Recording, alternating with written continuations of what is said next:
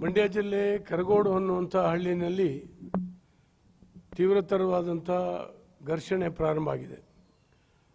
ಅಲ್ಲಿ ಹನುಮ ಧ್ವಜವನ್ನು ಹಾಕಿದ್ದನ್ನು ಸರ್ಕಾರ ಪೊಲೀಸರನ್ನು ಬಿಟ್ಟು ಅದನ್ನು ಕೀಳಿಸಿ ಹಾಕಿದೆ. ಇದರಿಂದಕ್ಕೆ ಉದ್ವಿಗ್ನವಾಗಿರ್ತಕ್ಕಂಥ ಅಲ್ಲಿಯ ಹಿಂದೂ ಬಾಂಧವರು ತೀವ್ರವಾದಂಥ ಪ್ರತಿಭಟನೆಯನ್ನು ಮಾಡ್ತಾ ಇದ್ದಾರೆ. ಇವತ್ತು ಕೂಡ ಶಾಂತಿ ಸುವ್ಯವಸ್ಥೆ ಹದಗೆಟ್ಟಿದೆ. ಈ ಕಾಂಗ್ರೆಸ್ ಸರ್ಕಾರಕ್ಕೆ ಹಿಂದೂ ಆಚರಣೆ, ನಂಬಿಕೆ ಎಲ್ಲದರ ಮೇಲೆ ಪ್ರಹಾರ ಮಾಡುವಂಥ ಒಂದು ಸ್ಥಿತಿಗೆ ಅದು ಬಂದಿದೆ. ಯಾಕಂದರೆ ಅಲ್ಪಸಂಖ್ಯಾತರ ಓಟನ್ನು ಗಟ್ಟಿ ಮಾಡುವಂಥ ದೃಷ್ಟಿಯಿಂದ ಎಲ್ಲ ಸೂಚನೆಗಳು, ಈ ಎಲ್ಲ ರೀತಿ ಪ್ರಹಾರ ಮಾಡಿ ಅವರಿಗೆ ನಾವು ನಿಮ್ಮ ಪರವಾಗಿದ್ದೇವೆ ಅಂತೇಳಿ ಹೇಳಿ ಸೂಚನೆಯನ್ನು ಕಳಿಸ್ತಾ ಇದ್ದಾರೆ. ಇದರಿಂದ ಖಂಡಿತ ಇವರಿಗೆ ಒಳ್ಳೆಯದಾಗೋದಿಲ್ಲ. ಮೊನ್ನೆ ಅಯೋಧ್ಯೆಯಲ್ಲಿ ರಾಮನ ಪ್ರಾಣ ಪ್ರತಿಷ್ಠಾಪನೆ ಆದ ದಿನದಿಂದ ಇನ್ನಷ್ಟು ವಿಚಿತ್ರವಾಗಿ ವರ್ತನೆ ಮಾಡ್ತಾ ಇದೆ ಕಾಂಗ್ರೆಸ್ಸು. ಕಾರಣ ಜಾತಿ ಆಧಾರದ ಮೇಲೆ ಹಿಂದೂಗಳನ್ನ ಹೊಡಿತಾ ಇದ್ದಂಥ ಇವರಿಗೆ ರಾಮನ ಆಧಾರದ ಮೇಲೆ ಹಿಂದೂಗಳು ಒಟ್ಟಾಗ್ತಾ ಇದ್ದಾರೆ, ಒಗ್ಗಟ್ಟಾಗ್ತಾ ಇದ್ದಾರೆ ಅನ್ನುವಂಥ ಒಂದು ಪೂರ್ವಾಗ್ರಹ ಪೀಡೆ ಸಹಜವಾಗಿ ನಿರ್ಮಾಣ ಆಗಿದೆ. ಹಾಗಾಗಿ ಮೊನ್ನೆಯಿಂದ ಇತ್ತೀಚೆಗೆ ತುಂಬ ಕಡೆ ಪೊಲೀಸರಿಗೂ ಕೂಡ ಸೂಚನೆ ಕೊಟ್ಟ ಹಾಗೆ ಕಾಣ್ತದೆ. ಯಾವುದೇ ಹಿಂದೂಗಳ ಈ ರೀತಿಯ ನಂಬಿಕೆಯ ಮೇಲೆ ಪ್ರಹಾರ ಮಾಡಬೇಕು ಮತ್ತು ಯಾವ ಕಾರಣಕ್ಕೂ ಅವ್ರನ್ನ ಬಿಡಬಾರ್ದು ಅಂತೇಳಿ ಹೇಳ್ತಾ ಇದ್ದಾರೆ. ಇದು ಖಂಡಿತವಾಗೂ ಕಾಂಗ್ರೆಸ್ಸಿನ ಒಂದು ಹತಾಶ ಭಾವನೆ. ಅವ್ರಿಗೆ ಗೊತ್ತಾಗೋಗಿದೆ ಭವಿಷ್ಯ ಏನು ಅವ್ರದ್ದು ಅಂತೇಳಿ.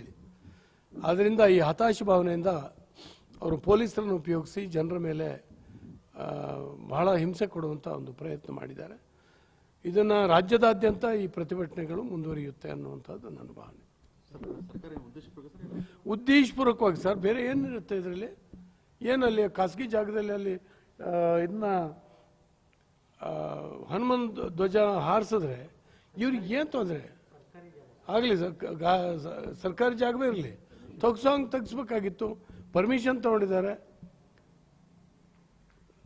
ಅವ್ರನ್ನ ಕರೆದು ವಿಶ್ವಾಸಕ್ಕೆ ತೊಗೊಂಡು ತೆಗಿಸ್ಬೋದಾಗಿತ್ತಲ್ಲ.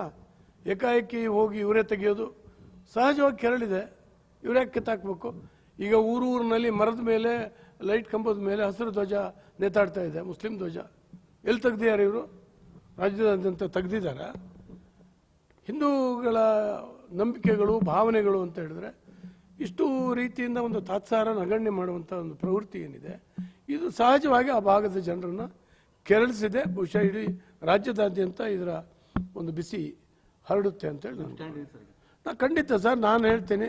ಇವತ್ತು ಇದನ್ನು ಸರಿಯಾದ ರೀತಿ ಹಿಂದೂಗಳು ಪ್ರತಿಭಟನೆ ಮಾಡಬೇಕಾಗತ್ತೆ. ಫ್ಲಾಗ್ ವಿಚಾರವಾಗಿ ಪ್ರತಿಭಟನೆ ಮಾಡಬೇಕಾಗ್ತದೆ. ಫ್ಲಾಗನ್ನು ವಿಶ್ವಾಸಕ್ಕೆ ತಗೊಂಡು ಹೇಳಿ ಒಂದೆರಡು ದಿವಸ ಬಿಟ್ಟು ತೆಗಿಬೋದಾಗಿತ್ತು. ಸರ್ ಅಡ್ವಾಂಟೇಜ್ ಏನೂ ಇಲ್ಲ ಸರ್. ಈಗ ಹಿಂದೂಗಳ ಒಂದು ಭಾವನೆಯ ಇದನ್ನ ಭಾವನೆಗೆ ಗೌರವ ಕೊಡುವಂಥ ಕೆಲಸ BJP ಮಾಡ್ತಾ ಇದೆ. ಈ ರೀತಿ ಕಾಂಗ್ರೆಸ್ಸಿನ ಈ ದೌರ್ಜನ್ಯ ಏನಿದೆ ಇದು ನಿಲ್ಲಬೇಕಾಗ್ತದೆ. ಸರ್ ರಾಷ್ಟ್ರಧ್ವಜ ಹಾರಿಸಿದ್ದಾರೆ, ಯಾವುದನ್ನು ಕಿತ್ತು ಯಾವುದನ್ನು ಹಾರಿಸ್ಬೇಕು? ಈಗ ರಾಷ್ಟ್ರಧ್ವಜ ಕಾಯಮ್ಮಾಗಿ ಹಾರಿಸುವಂಥ ಸ್ಥಳ ಅಲ್ಲ ಅದು. ರಾಷ್ಟ್ರಧ್ವಜ ಹಾರಿಸೋಕ್ಕೆ ಒಂದು ಫ್ಲಾಗ್ ಆ್ಯಕ್ಟ್ ಇದೆ, ಅದರ ಪ್ರಕಾರ ಮಾಡಬೇಕೆ ಹೊರತು ಬೀದಿ ಮೇಲೆ ಸರ್ಕಾರ ಎಲ್ಲಂದ್ರಲ್ಲಿ ರಾಷ್ಟ್ರಧ್ವಜ ಹಾರಿಸೋಕ್ಕಾಗತ್ತಾ? ಹಾಗಾಗಿ ಇದನ್ನು ಅನವಶ್ಯಕವಾಗಿ, ಯಾಕಂದರೆ ರಾಷ್ಟ್ರಧ್ವಜ ಹಾರಿಸಿದ್ರೆ ಯಾರು ಮಾತಾಡೋದಿಲ್ಲ ಅಂತ.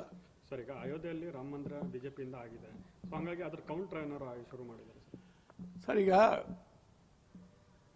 BJPಯಿಂದ ಅಂತೇಳಿ ಅಲ್ಲ, ಇಡೀ ದೇಶದ ಕೋಟಿ ಕೋಟಿ ಹಿಂದೂಗಳ ಒಂದು ಭಾವನೆಯ ಪ್ರತೀಕ ಅದು.